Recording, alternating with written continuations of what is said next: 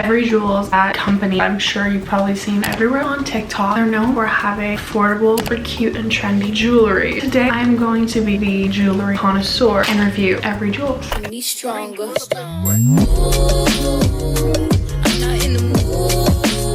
Hey guys, welcome back to my channel. If you're new here, hi, welcome. My name is Bree. I'm so happy you're here. We are doing an Evry Jewels haul. Evry Jewels includes a little sticker in their bag, which I think is so cute.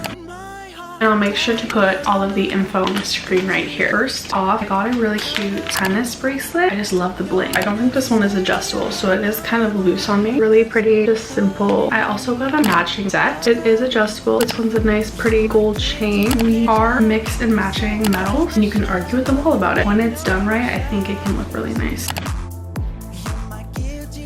I give up, respectfully. Basically, that's what it would look like. Now let's see if I can put the necklace on. That's what she looks like.